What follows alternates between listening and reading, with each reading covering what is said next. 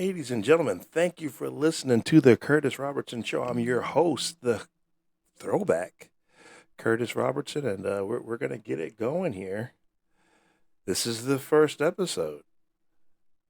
I hope you're as excited as I am. So, I guess we're going to talk about how it all started. We'll talk about that first. Well, before that, I guess the purpose of the show a little bit. This is kind of a diary for me as the throwback. My thoughts, my stream of consciousness, whatever I'm interested in. I'm just going to say it, and then if you listen to it, that's great. And if you don't, I'm just talking into the wilderness, which is something I do anyway. I talk to myself all the time, so it's no different. I'm just recording it now. Also going to promote some dates and have some fun, hopefully. So I hope that you like it. We'll talk about indie wrestling in the Carolinas, maybe some current events, maybe some pop culture, anything else I want. Doesn't really matter. But I'll get us started off with a story here. We'll just talk about wrestling a little bit because that's how most people are going to come to this and know me or meet me anyway. So, you know, my earliest memories are of professional wrestling and being a little guy, 3 or 4 years old, and watching Jake the Snake and Andre the Giant and Hogan and all those guys that were in the WWF at the time when I was little, and I just loved it. I loved professional wrestling. I remember, and you'll see the clip all the time on YouTube or Instagram, or whatever. Like one of my earliest memories is when Ted DiBiase had the little kid with the basketball and told me if he bounced 15 times, he'd get like 500 or $1,000 for his family, and he kicked the ball out of his hands. And I thought that was the coolest thing ever. And if you could do that as a job, heck, I would want to do that one day. And I remember Saturday mornings. Saturday mornings were wrestling too. Like in my age group, if you grew up if you're born in the '80s, grew up in the '90s, X-Men the animated series was appointment television. After that, you watched wrestling, WWF Superstar, and then you went outside and you played all day. And then when I got a little bit bigger, you go outside, you play all day, you come back home, 605 Superstation, more wrestling. So that was my childhood there. But my fondest memories, some of my fondest memories are of wrestling. And then I got older and I got away from it and I started playing a lot of baseball.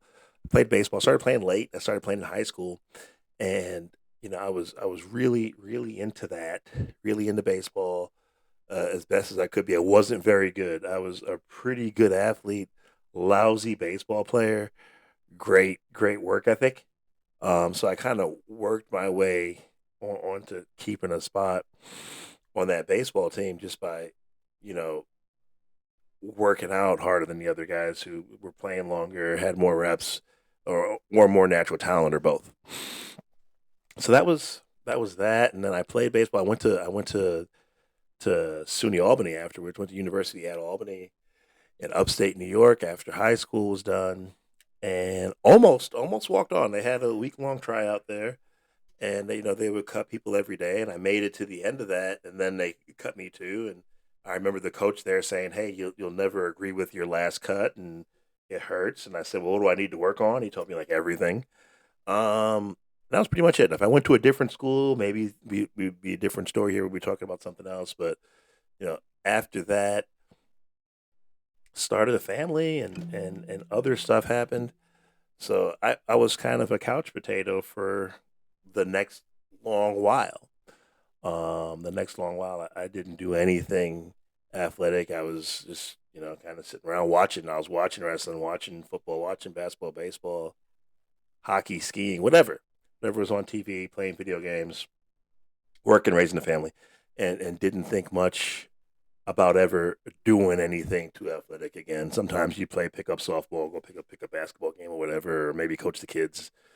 But I wasn't doing anything else athletic for quite some time there. And then we get to the COVID era, and we'll take a quick funny aside there. COVID era. I remember I'm working at a job, and the all the pandemonium starting, and this is like late January, February ish, maybe mid February of 2020.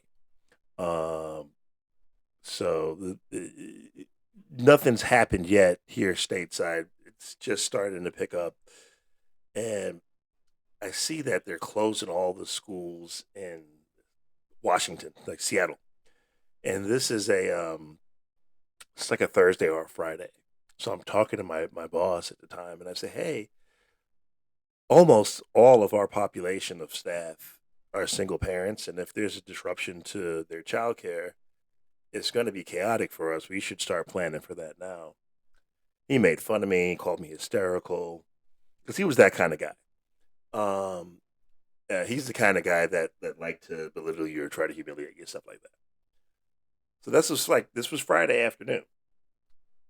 So Sunday, I'm in a group chat with him, and Mecklenburg County's having meetings. They're gonna in Charlotte here. They're gonna close the schools next week. So he didn't apologize or say you were right or anything. He just kind of didn't say that. But a quick aside, that always bothered. Anyway, so around that time or leading up to that, small world, I start playing trading card games. I bump into.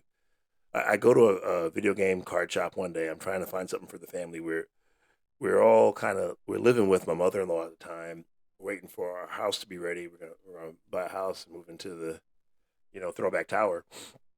And I get into this card game and I get into this community, and lo and behold, one of the people that are playing this card game is like lifelong friends with JD Drake. And we start talking about wrestling and other stuff. It's like, oh, he teaches wrestling and so forth. So I'm like, yeah, I'm not that familiar with him, not that interested, whatever, you know, kind of blow it off. Still not something I'm thinking about that I'll ever do. So COVID comes around, like I said. Now we're fast forward a couple of more months. We're after Thanksgiving in 2020 now. So the kids went home for the rest of that 19 to 20 school year, and then they were back in school in 20 year. We're doing social distancing. They're trying to get these little kids to wear masks. Good luck. All doesn't whatever about the mask and everything else anyway.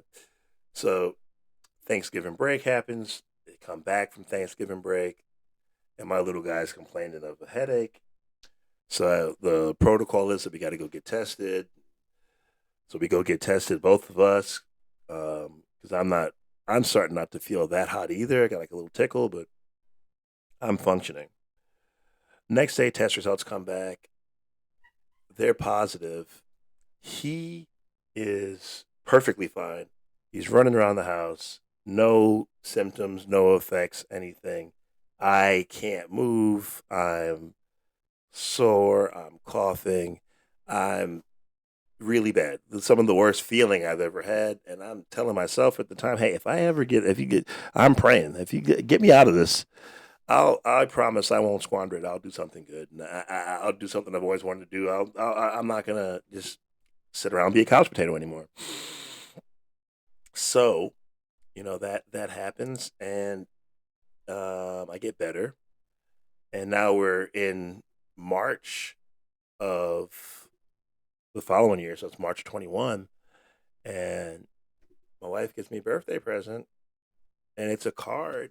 In the card, there's the money for the wrestling school tuition. And my wife wrote me a little note in there and said, "Hey, go chase your dream, baby." Um, so I did that, and I show up to wrestling school 2 or 3 weeks later, and now we're here. So that's how we got here. It was a love of wrestling as a little guy, um, into not doing anything for a long time, into jumping into to wrestling school and learning how to be a wrestler, and that's a thing I'm still learning. It is one of the hardest. Well, it's one of the hardest things I've ever done. I think it's one of the hardest things you can do, even to do it poorly. Doing it well, forget about it. Very difficult. A lot of people don't understand the effort, the commitment, the physical conditioning, the mental toughness, all the different things that you need in order to even to take a swing at this. Um, So it made me have a newfound appreciation for it. Also ruined watching it for me because I watch it as a competitor now and not as a fan anymore. It's a total different thing. It's like learning magic tricks. It kind of ruins the magic for you. It's the same thing. I did a little bit of that too. Maybe I'll show you some magic tricks one day. But just the sheer amount of athleticism that you need, um, the discipline that you need. There's a lot of stuff that you need in order to take a swing at this, and other stuff that you learn along the way too. I didn't know anything about doing a podcast, right? I didn't know the first thing about that. Now I'm sitting here with headphones on. I've got this microphone here. We've got a sound card, and then again another big round of applause. Another big round of applause. Another shout out to my wife Kayla. She got me this podcast equipment for Christmas this year because I said I'm thinking about doing that too. So whenever I'm thinking about trying something, she'll be my biggest supporter, my biggest cheerleader. Um, so that's fantastic. So a lot of stuff you had to learn here, how to make these graphics work, and I got the stuff on the screen here, and all of it's kind of fun for me right now. Like some of my favorite contents podcasts, I love the Tim Dillon Show. I listen to that every week. Big inspiration for me. He's one of my favorite comedians, and like I'm seeing the stuff from the other side of the screen now. Oops. So that's great. That's really exciting. Um, Tim Dillon's kind of where I got the sunglasses from. Like all of my sunglasses, a lot of people will say, the fans will say, all of my your sunglasses are fake. All my sunglasses are 100% legitimate, real deal designer glasses. Kind of like them. I like the way they look. I like having them when I'm performing. So it helps with the lights. We've got lights everywhere. If I don't look exactly at the camera for 1 second, it helps with that too. If you got the darty eyes, so there's a lot of benefits to them, and they look fantastic. And I can make fun of people that don't have them because they can't. Listen, this isn't for everybody. Like you don't like. I'm slumming it today with the Versace glasses. It's not for everybody. If you can't afford it, it's okay. You just do. Well, you buy your Pit Vipers, it's fine, or knockoff Pit Vipers. That's fine. There's nothing wrong with that. You're not doing anything wrong. You're doing the best you can. There's not a thing wrong with that. So that kind of brings me to some indie stories. That's one of the things I want to do here is I kind of want to share stories with folks about the indies, and the sunglasses kind of brings me to that. It reminds me of something. Um, reminds me a lot of the fans. So I've got a lot of fans, not a lot, but more than I would care for. Fans that ask me for money.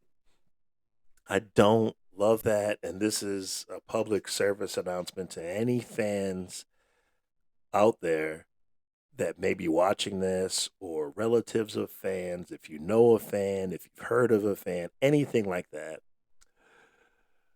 please listen up. Don't ask the talent for money or a lift. Like, I'm there to wrestle and maybe talk a little bit. Like, I'm good at talking.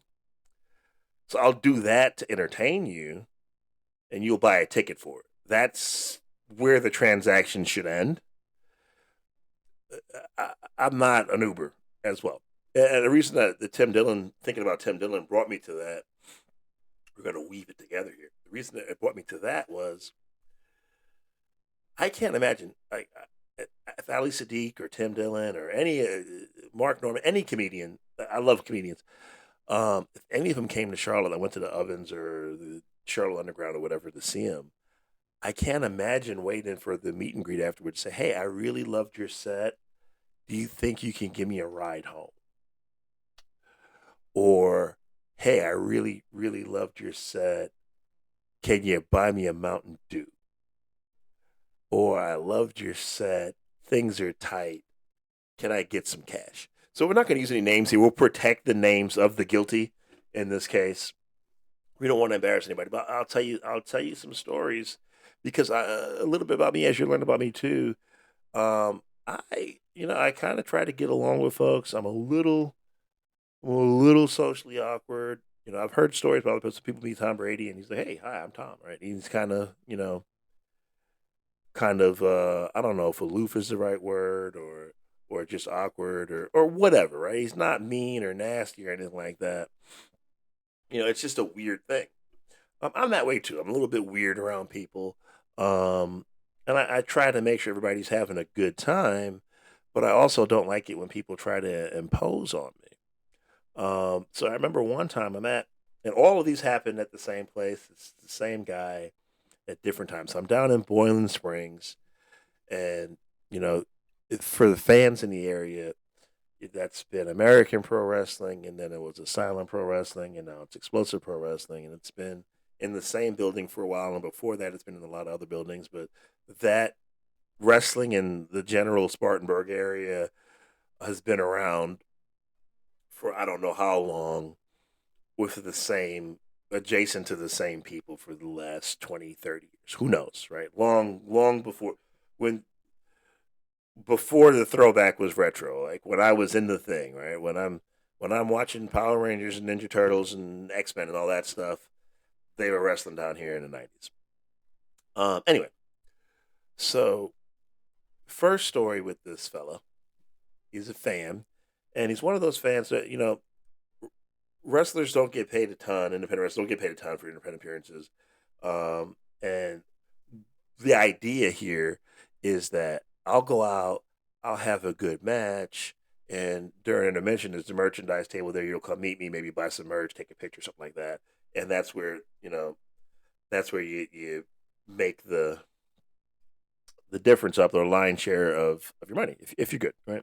If you're not good, people don't want to buy your stuff or whatever. And sometimes I sell stuff, sometimes I don't.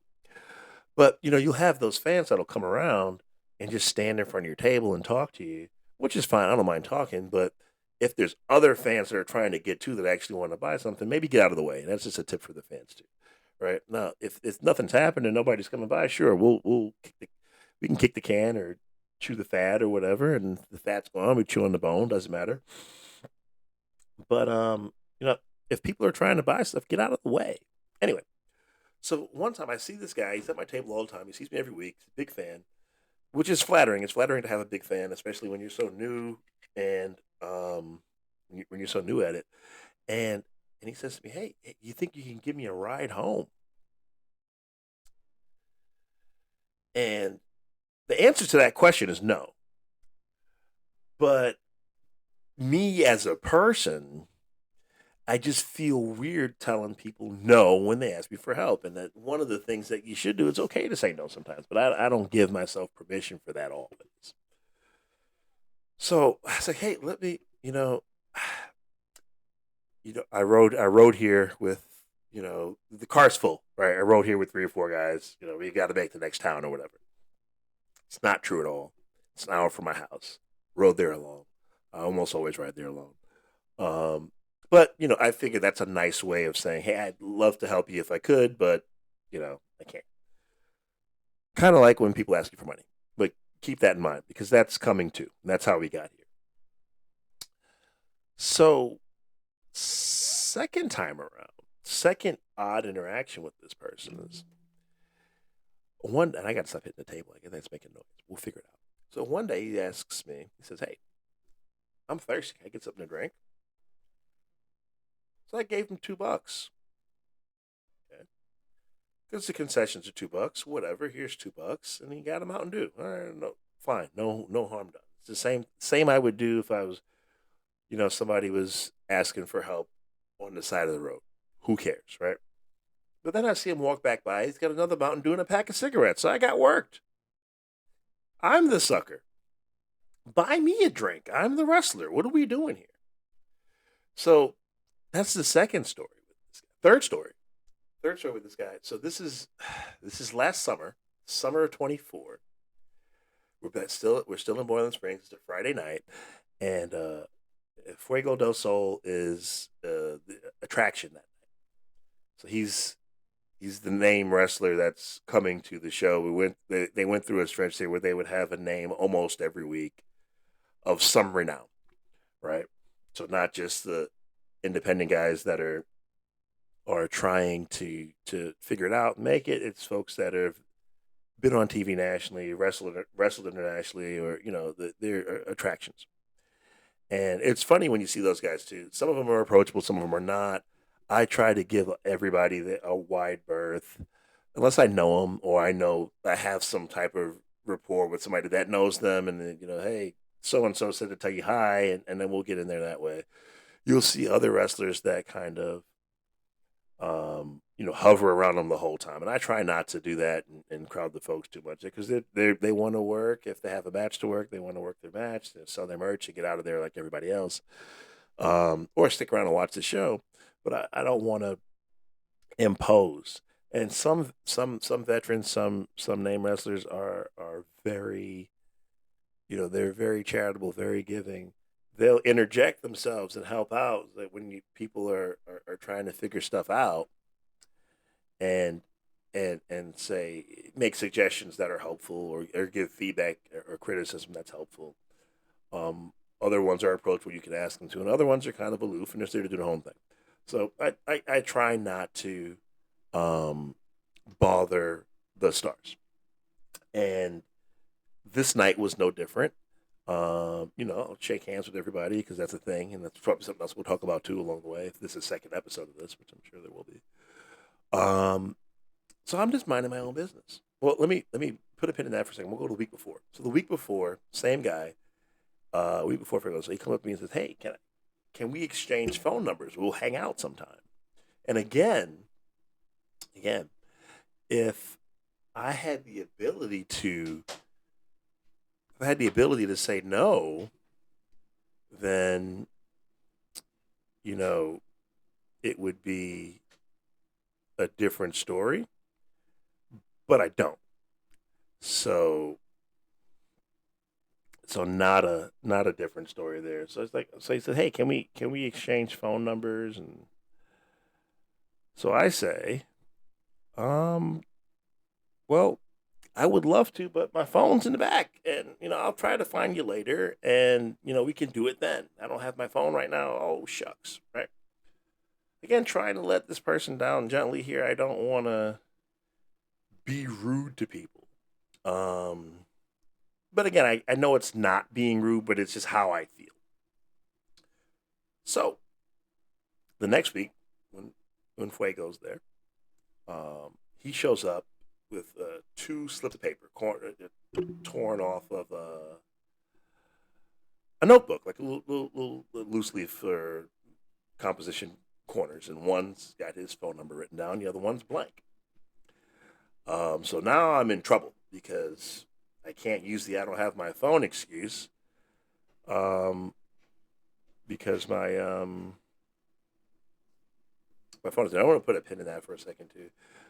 My family's being really nice right now. Like, I'm up here in this open loft space. Everybody's kind of walking around and they're trying not to get in the shots, whatever. So if you see them, that's fine. I'm not editing this stuff out. I'll try to get this recorded someplace else later on. But we're just gonna go. So if you see a cat or a person, tough, deal with it. Um, I'm gonna pause for 1 second though. We'll be right back. All right, we're back. Thanks for that. Maybe we'll clean that up. Maybe we won't. Anyway, so where was I? Okay, so he's got the two corners of paper, and I'm in for it now. But I don't have a pen. So, hey, so close. So close. We almost had it. Oh, boy. So he goes up to Fuego to ask for the pen. And Fuego thinks he wants an autograph. And now I'm mortified because I don't want him to think that I'm trying to get an autograph and I'm sending a fan to do it because I'm a weirdo or something like that. So Fuego just takes a napkin and autographs it. So I don't know what he did with the napkin, but he just gives me the pen. So I write my phone number down. So I'm stuck now. I didn't think to leave a digit off or make it wrong at this point, like write the wrong number, because he's gone through a lot here. This is the second or third try. At this point, he's earned it. So I figure, okay, well, maybe he'll call once in a while, and I'll say hello and whatever. So that's not what happened. the calls were pretty frequent at first, and then spaced out a little bit more over time because I stopped taking them eventually because there was a lot. The conversations were short, they were pleasant, it's fine, but it was every night. I got stuff to do. I got training, I got work, I want to eat dinner, I got to play Xbox, I got stuff to do. So they got less and less frequent, and that was fine. Then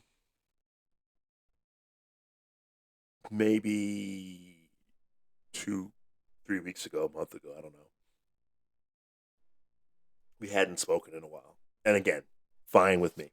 I was I was okay with that. We hadn't spoken in a while, and I get um, a message that says, "Hey, give us a call back. We're worried about you." This guy's got a wife. Give us a call back. We're worried about you. Also, okay, can I borrow $50? I've got Cash App.